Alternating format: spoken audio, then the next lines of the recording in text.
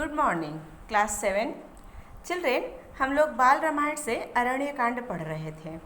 हम लोगों ने अरण्य कांड में यहाँ तक पढ़ा था कि राम जो है वह पंचवटी की तरफ आगे बढ़ते हैं तो उनको मार्ग में जो है एक बहुत बड़ा गिद्ध मिलता है। उस गिद्ध का परिचय पूछने पर वह कहता है कि बेटा मुझे अपने पिता का मित्र समझो, मेरा नाम जटायु है और यदि आप चाहें तो मैं आपके निवास में सहायक हो सकूंगा, सब तरह से आपकी सहायता और रक्षा करूंगा। यह सुनकर राम ने जटायु को सम्मानपूर्वक गले लगा लिया तथा उनके साथ पंचवटी की ओर बढ़ चले।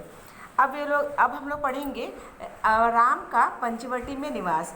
राम जो है वह गोदावरी नदी के तट पर राम लक्ष्मण ने मिलकर अपना एक आश्रम बना लिया। वे लोग वहीं रहने लगे। रहते रहते वहाँ पर शरद ऋतु बीत गए। शरद मतलब होता है अक्टूबर का महीना, दुर्गा पूजा जिस समय में होता है तो वो महीना बीत गया और हेमंत ऋतु आरंभ में थोड़ी थोड़ी ठंड पड़ने लगी। एक दिन क्या हुआ कि राम जो है वह स्नान करने के लिए गए और लक्ष्मण फल लाने के लिए गए और सीता जल लाने के लिए गई। तीनों जब एक जगह आए तो तीनों आश्रम में लौटकर पर्णशाला के बाहर मतलब आश्रम के बाहर बैठकर बातें करने लगे। इतने में जो है वह एक राक्षसी आती है। वह रावण की बहन शूर्पणखा होती है और वह राक्षसी होती है, वो तरह तरह के वेश बदल सकती है। तो इस समय उसने ना बहुत खूबसूरत औरत का रूप धारण किए हुए था। वह राम को देखकर मोहित हो जाती है और राम के सामने यह प्रस्ताव रखती है कि तुम मुझसे विवाह कर लो। तो राम जो है वह हंस देते हैं, हंसकर बोलते हैं कि मैं तो विवाह कर चुका हूँ, अगर तुम मुझसे विवाह करोगे तो तुमको सौत का दुख सहना पड़ेगा क्योंकि सीता तो मेरी पहली पत्नी बन जाएगी।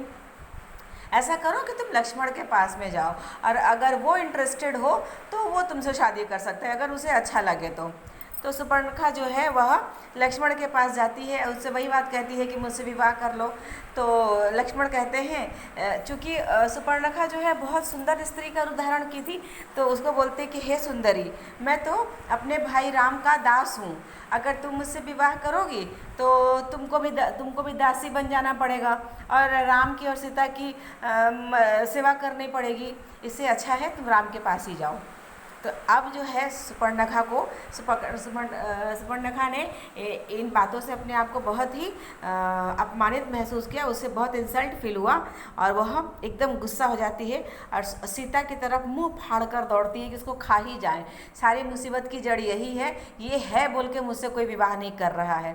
जैसे ही वो सीता की तरफ मुंह फाड़ कर दौड़ी तो राम ने इशारा किया और राम के इशारे पर लक्ष्मण ने शूर्पणखा के नाक और कान दोनों काट डाले। जैसे ही उसके नाक और कान दोनों काट डाले वह जो है अपने असली राक्षसी रूप में आ गई और चीखती चिल्लाती हुई वन की तरफ भाग गई।